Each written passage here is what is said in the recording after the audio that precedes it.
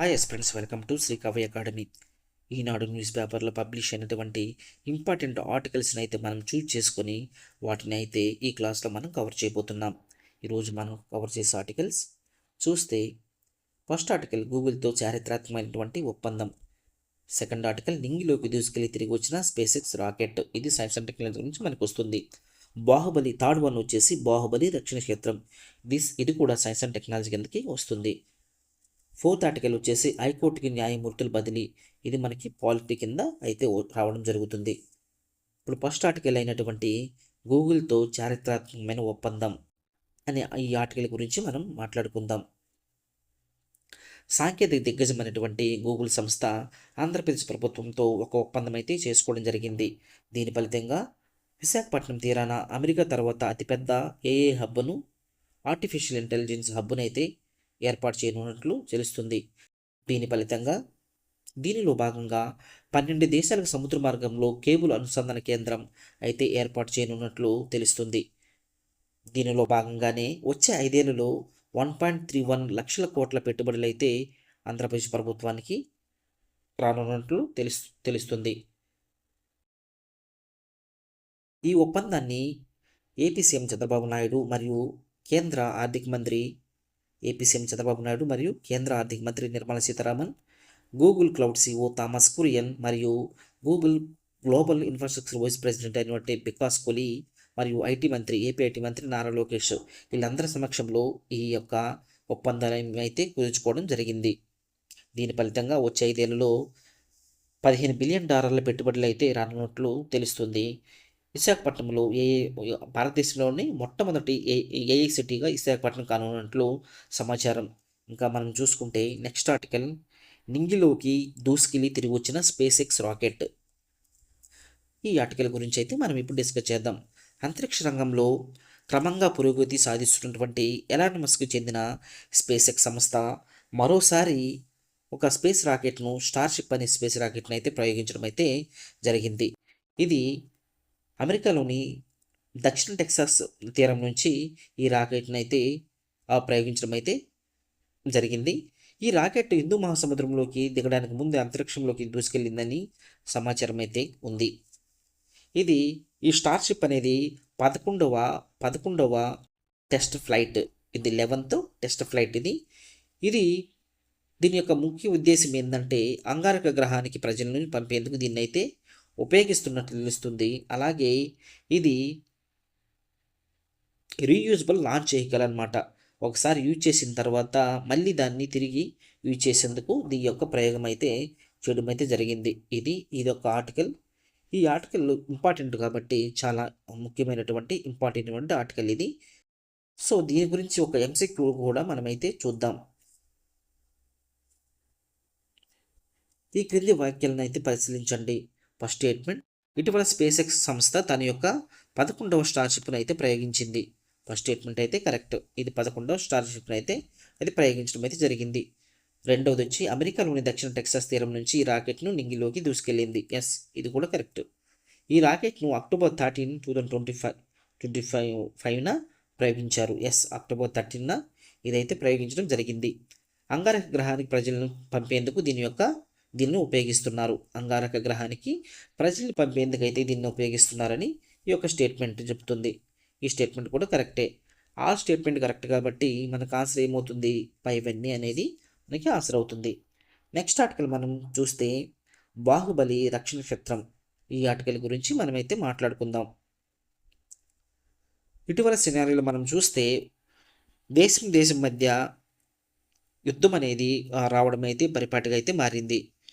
ఇలాంటి పరిస్థితుల్లో క్షిపణి రక్షణ వ్యవస్థలను ఏర్పాటు చేసుకోవడం అయితే ఒక విధిగా అయితే మనకు వస్తున్నటువంటి సమాచారం. క్షిపణి రక్షణ వ్యవస్థను ఏర్పాటు చేసుకొని ఇతర దేశాల నుంచి అటాక్ జరిగినప్పుడు, క్షిపణులు వచ్చి వేరే దేశాన్ని అటాక్ చేస్తున్నప్పుడు వాటిని ఆ దేశాన్ని రక్షించుకోవడం కోసం వీళ్ళైతే ఈ క్షిపణి రక్షణ వ్యవస్థలను అయితే ఏర్పాటు చేసుకోవడం అయితే జరుగుతుంది. ఇలాంటి రక్షణ వ్యవస్థల్లో ప్రపంచంలోని మొట్టమొదటిసారిగా ఇలాంటి రక్షణ వ్యవస్థను ఏర్పాటు చేసుకున్న దేశం వచ్చేసి ఇజ్రాయిల్. ఈ యొక్క రక్షణ వ్యవస్థ పేరు వచ్చేసి ఐరన్ డోము.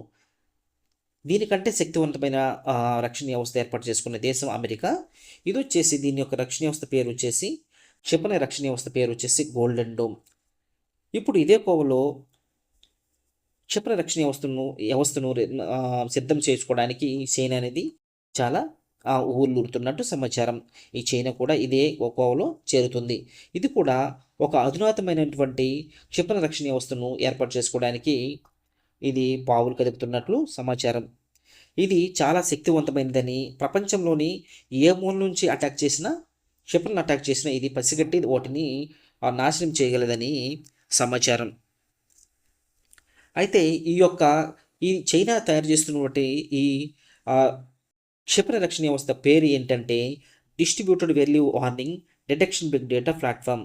దీని పేరు ఏంటంటే distributed value warning detection big data platform అనేది దీని యొక్క పేరు. అయితే ఈ ఈ క్షిపణులను క్షిపణి రక్షణ వ్యవస్థను ఇలాంటి క్షిపణి రక్షణ వ్యవస్థను ఏర్పాటు చేయడం అంత ఈజీ ఏం కాదు. మనం చూసుకుంటే ఐసిబిఎం ఇంటర్ కాంటినెంటల్ బాలిస్టిక్ మిసైల్స్ అనేటివి ధ్వని కంటే 20 రెట్ల వేగంతో ప్రయాణించగలవు. ఇలాంటి వేగవంతమైన రాకెట్లను అదుపు చేయాలంటే అతి తక్కువ సమయం ఉంటుంది.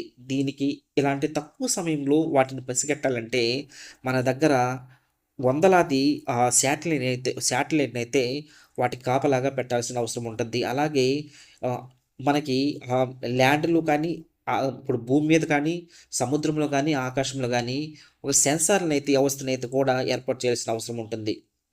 ఇది చాలా ప్రయాసాలతో కూడుకున్నటువంటి ఒక వ్యవస్థ అన్నమాట. దీన్ని తయారు చేయడం అయితే అంతే ఈజీ కాదు.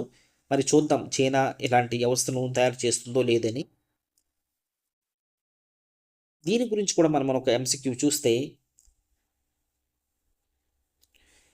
Distributed early warning detection big data ప్లాట్ఫామ్ని ఇటీవల ఏ దేశం అయితే ఏర్పాటు చేసిందంటే ఈ ఆప్షన్స్ వచ్చేసి ఇక్కడ అమెరికా, రష్యా, భారత్, ఇజ్రాయెల్ ఉంది. ఇది ఏది కాదు. ఇక్కడ మనకి ఇదొక రష్యా బదులుగా మనకు ఒక చైనా పెట్టుకుంటే బెటర్. ఇక్కడ ఆన్సర్ అయితే చైనా దీనికి. ఓకే, 4th ఆర్టికల్ మనమైతే చూస్తే హైకోర్టుకు 3 న్యాయమూర్తులు అయితే బదిలీ చేయడం జరిగింది. వాళ్ళు వచ్చేసి జస్టిస్ చీకటి మానవేంద్ర నాథ్ రాయ్ ఒకరు, జస్టిస్ దోనాడి రమేష్, జస్టిస్ సుబేందు సామంత వీళ్ళు వచ్చేసి ఏపీ హైకోర్టుకు అయితే బదిలీ అవ్వడం జరిగింది. దీనికి రాష్ట్రపతి ద్రౌపది ముర్ము ఆమోద ముద్ర వేసినట్లు కూడా తెలుస్తుంది. దీంతో ఏపీ హైకోర్టులో 37కి వీరి యొక్క న్యాయమూర్తుల సంఖ్య అయితే 33కి అయితే చేరింది. మనం ఇప్పుడు హైకోర్టు న్యాయమూర్తి నియామకం ప్రక్రియ గురించి అయితే ఒకసారి చూద్దాం. భారత రాజ్యాంగంలో ఆర్టికల్ 217 ప్రకారం హైకోర్టు న్యాయమూర్తిని అయితే భారత రాష్ట్రపతి అయితే నియమించడం జరుగుతుంది. ఎవరు నియమిస్తారు? భారత రాష్ట్రపతి అయితే నియమిస్తారు. ఏ ఆర్టికల్ ప్రకారం అంటే ఆర్టికల్ 217 ప్రకారం అయితే ఫీల్డ్ని అపాయింట్ చేయడం అయితే జరుగుతుంది. రాష్ట్రపతి ఈ నియామకాన్ని చేసే సమయంలో ఈ క్రింది వారి సలహా అయితే తీసుకోవాల్సి వస్తుంది. ఒకటి భారత ప్రధాన న్యాయమూర్తి, 2 ఆ రాష్ట్ర గవర్నర్, పర్టికులర్ స్టేట్ గవర్నర్, ఇంకా చూస్తే హైకోర్టు ప్రధాన న్యాయమూర్తి వీళ్ళ యొక్క సలహా అయితే తీసుకోవాల్సిన అవసరం అయితే ఉంటుంది. దీని గురించి కూడా మనం ఒక ఎంసీక్యూ అయితే చూద్దాం. హైకోర్టు న్యాయమూర్తిని ఎవరు నియమిస్తారు?